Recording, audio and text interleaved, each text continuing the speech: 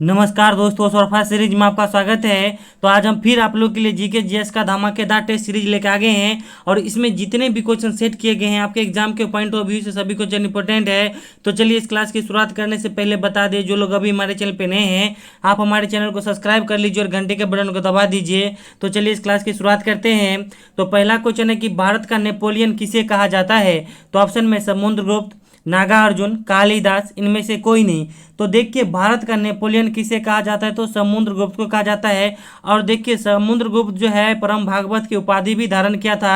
आप सभी ऑप्शन को देखते हैं तो देखिए भारत का जो है आइंस्टीन किसे कहा जाता है, तो नागार्जुन को कहा जाता है। और भारत का शेक्सपियर जो है कालिदास को कहा जाता है। अब चलिए अगला क्वेश्चन देखते हैं।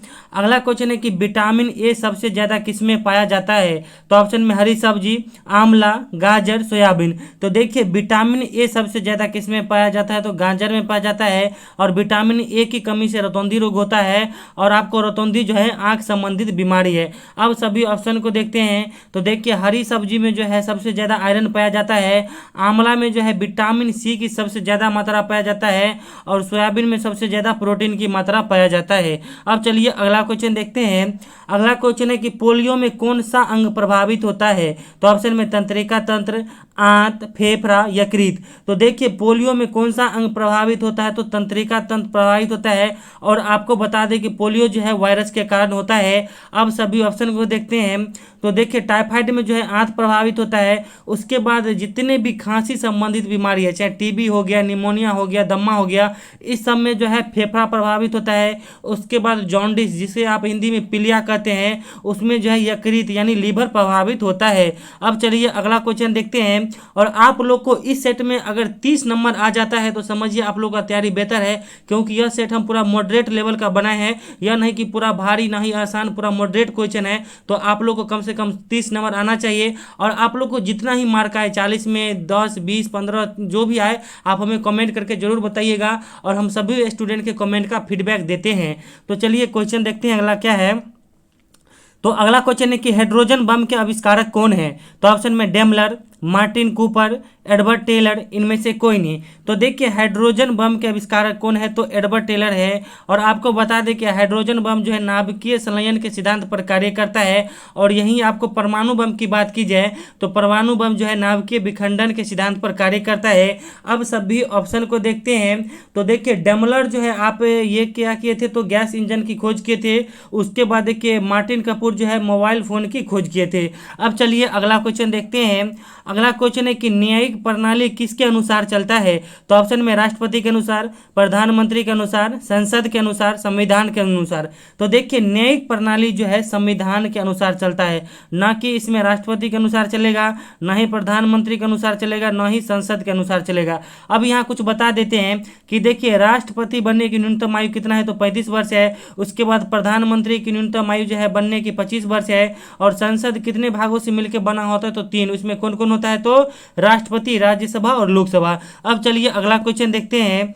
अगला क्वेश्चन है कि झारखंड के मुख्यमंत्री कौन है। तो ऑप्शन में हेमंत सोरेन, शिवराज सिंह चौहान, अरविंद केजरीवाल, ममता बनर्जी। तो देखिए झारखंड के मुख्यमंत्री कौन है, तो हेमंत सोरेन जी है। अब सभी ऑप्शन को देखते हैं तो देखिए मध्य प्रदेश के मुख्यमंत्री शिवराज सिंह चौहान है, दिल्ली के मुख्यमंत्री अरविंद केजरीवाल है और पश्चिम बंगाल के मुख्यमंत्री जो है ममता दीदी यानी ममता बनर्जी है। अब चलिए अगला क्वेश्चन देखते हैं। अगला क्वेश्चन है कि भारतीय रिजर्व बैंक की स्थापना कब हुआ। तो ऑप्शन में 1935, 1949, 1955, इनमें से कोई नहीं। तो देखिए भारतीय रिजर्व बैंक की जो स्थापना 1 अप्रैल, ठीक है, 1935 को हुआ था। अब आपको बता दें कि भारतीय रिजर्व बैंक की जो है राष्ट्रीयकरण 1949 में हुआ था। उसके बाद देखिए स्टेट बैंक ऑफ इंडिया की स्थापना जो है 1 जुलाई 1955 को हुआ था। अब चलिए अगला क्वेश्चन देखते हैं। और अगला क्वेश्चन है कि निम्न में कौन खारे पानी की झील है। तो ऑप्शन में वुलर झील, लोकटक झील, लोनार झील, चिल्का झील। तो देखिए निम्न में से खारे पानी की झील कौन है, तो चिल्का झील है। और चिल्का झील क्योंकि इसलिए खारे पानी की झील है क्योंकि इसमें पूरा समुद्र का पानी भरा हुआ है। आपको बता दें कि यह बंगाल की खाड़ी में स्थित है और यह एक लेगून झील है और यह जो है झींगा मछली के उत्पादन के लिए प्रसिद्ध है। अब सभी ऑप्शन को देखते हैं तो देखिए वुलर झील जो है मीठे पानी की झील है और यह जम्मू कश्मीर में है। लोकटक झील कहाँ है तो मणिपुर में है और लोनार झील कहाँ है तो महाराष्ट्र में है और यह उल्का पिंड के गिरने से बना हुआ झील है। और देखिए आप लोग इन सभी क्वेश्चन को और जितना भी हम डिस्कशन कराते हैं आप नोट करते जाइएगा। आपको बिहार बीएड में ही नहीं, देखिए आप जो भी सोशल साइंस से मान लीजिए बीएड करेंगे तो कल आपको स्टेट में भी काम आएगा या फिर सीटेट के जैसे 6 to 8 के पेपर में सोशल साइंस में काम आएगा। देखिए हम वैसे नहीं होता है कि हम सभी ऑप्शन को डिस्कशन करा देते हैं, हमको भी क्वेश्चन सेट करने में मेहनत लगता है, तो आप लोग भी मेहनत कीजिए और इसे कॉपी पे जरूर नोट डाउन कर लीजिएगा। अब चलिए अगला क्वेश्चन देखते हैं। अगला क्वेश्चन है कि 1857 की क्रांति के पहले क्रांतिकारी कौन थे? तो ऑप्शन में रानी लक्ष्मीबाई, नाना साहेब, मंगल पांडे, इनमें से कोई नहीं। तो देखिए 1857 की क्रांति के पहले क्रांतिकारी कौन थे? तो मंगल पांडे थे। आप सभी ऑप्शन को बता देते हैं। तो देखिए इस क्रांति का नेतृत्व जो है आपको झांसी से किसने किया था? तो रानी लक्ष्मीबाई ने किया था। तथा 1857 की क्रांति का जो है कानपुर से नेतृत्व किसने किया था? तो नाना साहेब ने किया था। अब चलिए अगला क्वेश्चन देखते हैं। अगला क्वेश्चन है कि विश्व में दूध उत्पादन में अग्रणी देश कौन है? तो ऑप्शन में चीन, भारत, रूस, ब्राजील। तो देखिए विश्व में जो है दूध उत्पादन में अग्रणी देश कौन है? तो हमारा प्यारा भारत है, क्योंकि हमारे भारत में जो है पशुधन की जनसंख्या सबसे ज़्यादा है। अब आपको सभी ऑप्शन को बता देते हैं। तो देखिए चीन जो है वर्तमान में सोना उत्पादन में अग्रणी देश है। उसके बाद देखिए हीरा उत्पादन में अग्रणी देश कौन है? तो रूस है। उसके बाद चीनी उत्पादन में अग्रणी देश कौन है? तो ब्राजील है। और आपको आगे बढ़ने से पहले बता दें कि हम आप लोग को इसी तरह जो है बिहार बीएड का स्पेशल नोट्स प्रोवाइड कर रहे हैं, तो आप लोग मेरा नोट्स जरूर ले लीजिए और अपने तैयारी को बेहतर बनाइए, क्योंकि इस बार कंपटीशन बढ़ गया है और आप लोग कहीं से भी चूक नहीं कीजिए। ये मेरा नंबर है 7050387142। इस पर आप मात्र छोटा सा अमाउंट 99 रुपया पेमेंट करके आप मेरा सभी नोट्स लीजिए। अगर आपके मेरे क्लास और मेरे नोट्स से आपको एग्जाम में बेनिफिट नहीं मिला तब हम आपका पैसा वापस कर देंगे, ठीक ना। मगर आप अपने तैयारी को बेहतर बनाने के लिए मेरा नोट्स जरूर लीजिए। अब चलिए अगला क्वेश्चन देखते हैं। अगला क्वेश्चन है कि मुख्यमंत्री को पद की शपथ कौन दिलाता है? तो ऑप्शन में राष्ट्रपति, प्रधानमंत्री, राज्यपाल, इनमें से कोई नहीं। तो देखिए मुख्यमंत्री को जो है पद की शपथ कौन दिलाता है? तो राज्यपाल दिलाता है। अब सभी ऑप्शन को देखते हैं। तो देखिए राष्ट्रपति को जो है उसके पद की शपथ जो है सुप्रीम कोर्ट के मुख्य न्यायाधीश दिलाते हैं।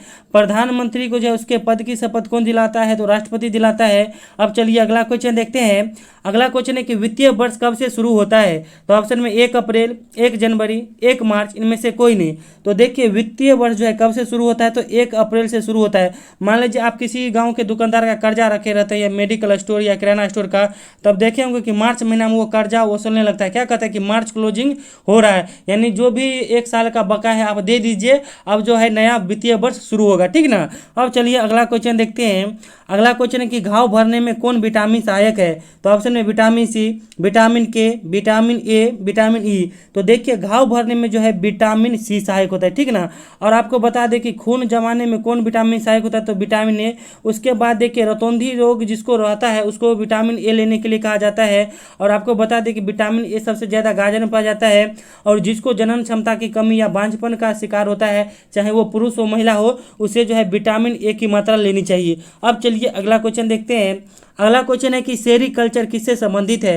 तो ऑप्शन में अंगूर उत्पादन, फूलों की खेती से, रेशम उत्पादन, इनमें से कोई नहीं। तो देखिए सेरीकल्चर जो है आपको रेशम उत्पादन संबंधित है और भारत में सबसे ज़्यादा रेशम का उत्पादन कर्नाटक राज्य में होता है। उसके बाद देखिए विटीकल्चर जो है अंगूर के उत्पादन संबंधित है और फ्लोरिकल्चर जो है फूलों की खेती से संबंधित है। अब चलिए अगला क्वेश्चन देखते हैं। और आप लोगों को क्लास अच्छा लगता है तो प्लीज़ वीडियो को लाइक कीजिए, हमें सपोर्ट कीजिए और अपने दोस्तों में भी इस क्लास को शेयर कर दीजिए।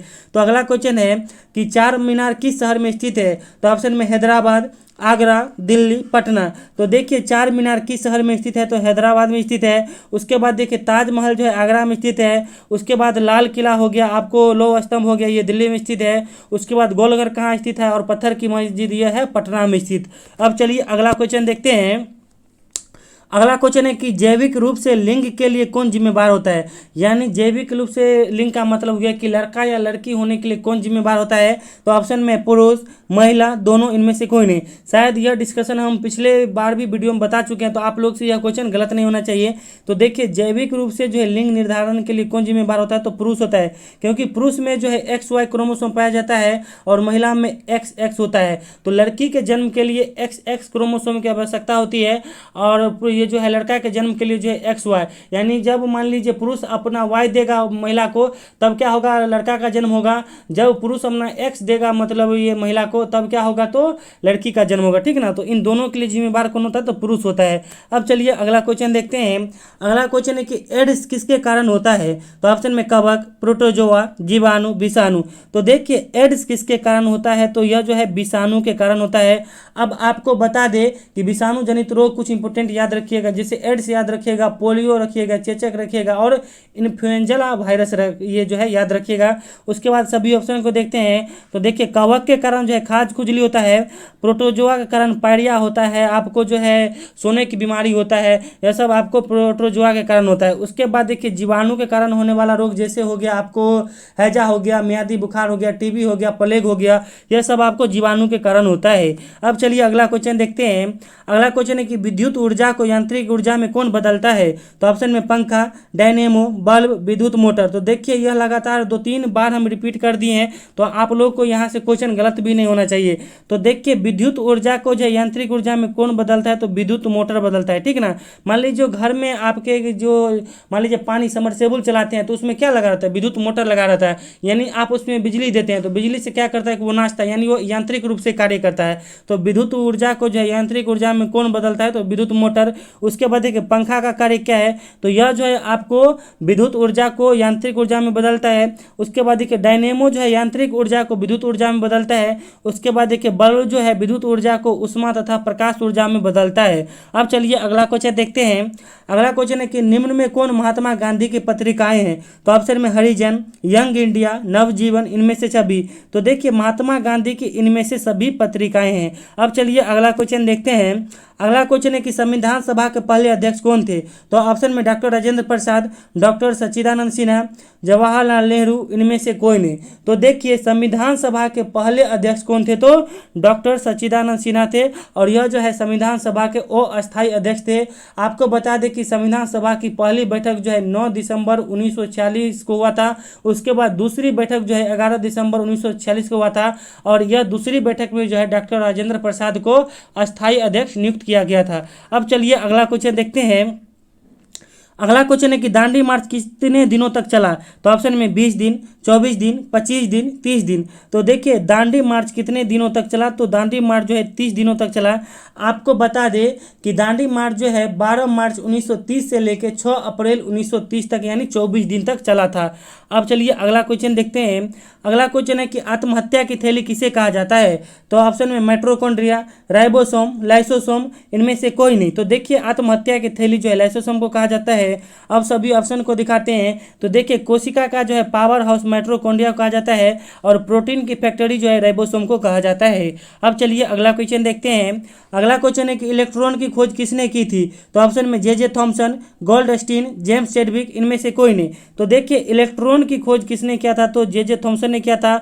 उसके बाद देखिए प्रोटॉन की खोज किसने किया था, तो गोल्डस्टीन ने किया था और न्यूट्रॉन की खोज जो है जेम्स चैडविक ने किया था। अब चलिए अगला क्वेश्चन देखते हैं। अगला क्वेश्चन है कि पृथ्वी की जुड़वा बहन किस ग्रह को कहा जाता है, तो ऑप्शन में बुध ग्रह, बृहस्पति ग्रह, शुक्र ग्रह, शनि ग्रह। तो देखिए पृथ्वी को जो है जुड़वा ग्रह किस ग्रह को कहा जाता है, तो शुक्र ग्रह को कहा जाता है और शुक्र ग्रह को जो है वीनस के देवी शाम या सुबह का तारा भी कहा जाता है।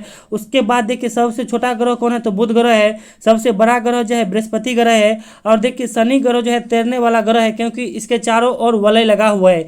अब चलिए अगला क्वेश्चन देखते हैं। अगला क्वेश्चन है कि मेजर ध्यानचंद किस खेल से संबंधित है, तो ऑप्शन में क्रिकेट, फुटबॉल, हॉकी, इनमें से कोई नहीं। तो देखिए मेजर ध्यानचंद जो है हॉकी से संबंधित है, इसलिए जो है इनको हॉकी का जादूगर के उपनाम से जाना जाता है। उसके बाद देखिए क्रिकेट में 11 खिलाड़ी होते हैं, फुटबॉल में जो है दोनों टीम में 11-11 खिलाड़ी होते हैं और हॉकी में भी 11 खिलाड़ी होते हैं। अब चलिए अगला क्वेश्चन देखते हैं। अगला क्वेश्चन है कि क्वाशियोरकर रोग बच्चों में किसकी कमी से होता है? तो ऑप्शन में प्रोटीन, विटामिन, ग्लूकोज, जल। तो देखिए क्वाशियोरकर रोग जो है बच्चों में प्रोटीन की कमी से होता है और इसमें क्या होता है कि बच्चा जो है सूखा पड़ने लगता है, ठीक ना। उसके बाद देखिए विटामिन जो है शरीर में उत्प्रेरक की तरह कार्य करता है। उसके बाद देखिए ग्लूकोज से तत्काल ऊर्जा मिलता है क्योंकि ग्लूकोज में पर्याप्त मात्रा में जो है कार्बोहाइड्रेट पाया जाता है। उसके बाद देखिए जल की कमी से जो है डिहाइड्रेशन रोग हो जाता है। अब चलिए अगला क्वेश्चन देखते हैं। अगला क्वेश्चन है कि बेटी बचाओ बेटी पढ़ाओ योजना की शुरुआत कब हुई? तो ऑप्शन में 2014, 2015, 2016, नन ऑफ दीज। तो देखिए बेटी बचाओ बेटी पढ़ाओ योजना की शुरुआत आपको बता दे 22 जनवरी 2015 को जो है पानीपत हरियाणा से माननीय प्रधानमंत्री नरेंद्र मोदी के द्वारा हुआ था, ठीक ना। अब चलिए अगला क्वेश्चन देखते हैं। अगला क्वेश्चन है कि लौह पुरुष के नाम से कौन जाना जाता है? तो ऑप्शन है मेजर ध्यानचंद, सरदार वल्लभ भाई पटेल, लाला लाजपत राय, जयप्रकाश नारायण। तो देखिए लौह पुरुष के नाम से किन्हें जाना जाता है? तो सरदार वल्लभ भाई पटेल को जाना जाता है। उसके बाद देखिए हॉकी के जादूगर के उपनाम से मेजर ध्यानचंद को जाना जाता है। उसके बाद देखिए पंजाब केसरी जो है लाला लाजपत राय को कहा जाता है। उसके बाद देखिए लोक नायक जो है जयप्रकाश नारायण को कहा जाता है। अब चलिए अगला क्वेश्चन देखते हैं। अगला क्वेश्चन है कि सत्यमेव जयते कहाँ से लिया गया है? तो ऑप्शन में ऋग्वेद, महाभारत, मुंडक उपनिषद, इनमें से कोई नहीं। तो देखिए सत्यमेव जयते कहाँ से लिया गया? तो मुंडक उपनिषद से लिया गया है। अब सभी ऑप्शन को देखते हैं।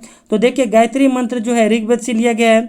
महाभारत के लेखक कौन है? तो वेद व्यास जी हैं और महाभारत का पुराना नाम जो है जैन संहिता है। अब चलिए अगला क्वेश्चन देखते हैं। अगला क्वेश्चन है कि निम्न में कौन नाभिकीय संलयन द्वारा प्राप्त होता है? तो ऑप्शन में सूर्य का प्रकाश, ऑक्सीजन, कार्बन मोनोऑक्साइड और बर्फ का जमना। तो देखिए सूर्य का प्रकाश जो हमें मिलता है या सूर्य पे जो ये प्रकाश आप देखते हैं वो नाभिकीय संलयन के कारण उत्पन्न होता है क्योंकि वहाँ जो है हाइड्रोजन और हीलियम गैस में रिएक्शन होता है नाभिकीय संलयन गैस ये मतलब प्रक्रिया के द्वारा, ठीक ना। उसके बाद देखिए ऑक्सीजन किसके कारण मिलता है? तो ऑक्सीजन जो है आपको प्रकाश संश्लेषण प्रक्रिया के द्वारा मिलता है। कार्बन मोनोऑक्साइड जो है रासायनिक अभिक्रिया के द्वारा मिलता है और बर्फ का जमना क्या कहलाता है? तो यह भौतिक अभिक्रिया कहलाता है, ठीक ना। अब चलिए अगला क्वेश्चन देखते हैं। अगला क्वेश्चन है कि रेड क्लिफ रेखा किस दो देशों के बीच में है? तो ऑप्शन में भारत और पाकिस्तान, भारत और चीन, पाकिस्तान और अफगानिस्तान, इनमें से कोई नहीं। तो देखिए रेड क्लिफ रेखा जो है भारत और पाकिस्तान के बीच सीमा रेखा है। और उसके बाद देखिए मैकमोहन रेखा जो है भारत और चीन के बीच की सीमा रेखा है और ड्यूरंड रेखा जो है भारत और अफगानिस्तान के बीच सीमा रेखा है, ठीक ना। अब चलिए अगला क्वेश्चन देखते हैं। और देखिए आप लोग को जितना मार्क आएगा आप लोग जरूर कमेंट करके बताइए क्योंकि आप बहुत सारे स्टूडेंट कमेंट करके नहीं बताते हैं, ठीक ना। तो इसीलिए देखिए आप लोग रेगुलर तैयारी में बने रहिए और अपना स्कोर जरूर शेयर कीजिए। अब अगला क्वेश्चन है कि ग्राम सभा का चुना हुआ सर्वोच्च प्रतिनिधि कौन होता है? तो ऑप्शन में पंच, मुखिया, समिति, सरपंच। तो देखिए आप लोग आंख मूंद के मुखिया नहीं मार दीजिएगा क्योंकि देखिए ग्राम सभा का चुना हुआ सर्वोच्च प्रतिनिधि कौन होता है? सरपंच होता है क्योंकि यह जो है पंचायत में न्यायिक पदाधिकारी होता है। यानी आपको कोई झगड़ा हो गया तो आप सरपंच के पास केस होता है, ठीक है। यह फैसला करता है, यह न्याय देता है। तो इसीलिए जो है ग्राम सभा का चुना हुआ सर्वोच्च प्रतिनिधि कौन होता है? तो सरपंच होता है। अब चलिए अगला क्वेश्चन देखते हैं। अगला क्वेश्चन है कि पृथ्वी की अपेक्षा चंद्रमा पर गुरुत्वाकर्षण कितना है? तो ऑप्शन में 1/2, 1/5, 1/6, 1/10। तो देखिए पृथ्वी की अपेक्षा चंद्रमा पर जो है गुरुत्वाकर्षण कितना होता है? यानी पृथ्वी के एक भाग के जो है 1/6 होता है, ठीक ना। आपको बता दें कि ऊपर जाने पर जो है गुरुत्वाकर्षण का मान घटता है और नीचे जाने पर जो है गुरुत्वाकर्षण का मान बढ़ता है। अब चलिए अगला क्वेश्चन देखते हैं। अगला क्वेश्चन है कि कथकली लोक नृत्य किस राज्य से संबंधित है? तो ऑप्शन में केरल, बिहार, गुजरात, कर्नाटक। तो देखिए कथकली लोक नृत्य किस राज्य से संबंधित है? तो केरल से है। उसके बाद देखिए जट जटी नृत्य जो हमारे बिहार से संबंधित है। उसके बाद देखिए गरबा और दांडिया नृत्य जो है गुजरात से संबंधित है और यक्षगान नृत्य जो है कर्नाटक राज्य से संबंधित है। अब चलिए अगला क्वेश्चन देखते हैं। अगला क्वेश्चन है कि भारतीय जनता पार्टी के राष्ट्रीय अध्यक्ष कौन है? तो ऑप्शन में जगत प्रसाद नड्डा, जिसे आप जेपी नड्डा शॉर्ट फॉर्म में कहते हैं, और ऑप्शन में अमित शाह, राजनाथ सिंह, इनमें से कोई नहीं। तो देखिए भारतीय जनता पार्टी के राष्ट्रीय अध्यक्ष जो है जगत प्रसाद नड्डा यानी जेपी नड्डा है। और आपको बता दें कि वर्तमान में जो है गृह मंत्री अमित शाह जी हैं और राजनाथ सिंह जो है क्या है? तो भारत के रक्षा मंत्री है। अब चलिए अगला क्वेश्चन देखते हैं। अगला क्वेश्चन है कि शराब की प्रकृति कैसी होती है? तो ऑप्शन में अम्लीय, क्षारीय, उदासीन, इनमें से कोई नहीं। तो देखिए शराब की प्रकृति कैसी होती है, तो अम्लीय होती है, क्योंकि शराब का पीएच मान जो है 5 होता है। मगर कहीं कहीं देखिए 4.2 से लेके या 4.5 से लेके क्षारीय तक यानी 8.0 तक जाता है। तो मान लीजिए सभी देश में अलग अलग परिस्थिति होता है, अलग अलग इन्वायरमेंट होता है, तो उस अनुसार भी यहाँ होता है, ठीक ना। तो इसीलिए खासकर हमारे भारत में जो है अम्लीय प्रकृति की शराब होती है। अब चलिए अगला क्वेश्चन देखते हैं। अगला क्वेश्चन है कि निम्न में कौन बिहार की राजकीय भाषा नहीं है। तो ऑप्शन में हिंदी, उर्दू, संस्कृत, इनमें से कोई नहीं। तो देखिए बिहार की राजकीय भाषा कौन है, तो संस्कृत नहीं है। और देखिए बिहार की पहली राजकीय भाषा कौन है, तो हिंदी है। और बिहार की दूसरी राजकीय भाषा जो है उर्दू है। अब चलिए अगला क्वेश्चन देखते हैं। अगला क्वेश्चन है कि विश्व युवा दिवस कब मनाया जाता है। तो ऑप्शन में 26 जुलाई, 9 अक्टूबर, 23 दिसंबर, 12 अगस्त। तो देखिए विश्व युवा दिवस कब मनाया जाता है, तो आपको बता दें कि 12 अगस्त को मनाया जाता है। अब सभी ऑप्शन को बताते हैं। तो देखिए 26 जुलाई को क्या मनाया जाता है, तो कारगिल स्मृति दिवस मनाया जाता है। और 9 अक्टूबर को विश्व डाक दिवस मनाया जाता है। और 23 दिसंबर को जो है किसान दिवस मनाया जाता है। अब चलिए अगला क्वेश्चन देखते हैं। अगला क्वेश्चन है कि विष्णुपद मंदिर कहाँ स्थित है। तो ऑप्शन में पुरी, उड़ीसा, अमृतसर, गया, इनमें से कोई नहीं। तो देखिए विष्णुपद मंदिर जो हमारे बिहार के गया जिला में स्थित है। अब सभी ऑप्शन को देखते हैं। तो देखिए कोणार्क मंदिर और जगन्नाथ मंदिर कहाँ है, तो पुरी उड़ीसा में स्थित है। उसके बाद गोल्डन टेम्पल या जिसे हिंदी में आप स्वर्ण मंदिर कहते हैं, यह अमृतसर में जो है स्थित है। अब चलिए अगला क्वेश्चन देखते हैं। अगला क्वेश्चन है कि टाइफाइड में कौन अंग प्रभावित होता है। तो यह क्वेश्चन का आंसर आप लोग कमेंट बॉक्स में दीजिएगा, क्योंकि इसका डिस्कशन हम कई बार कर चुके हैं। तो आप लोग से यह क्वेश्चन गलत नहीं होना चाहिए, और आप लोग को जितना मार्क आया हो वो हमें कमेंट करके जरूर बताइए। तो चलिए thank you, all the best, हमारे साथ बने रहिए। Thank you.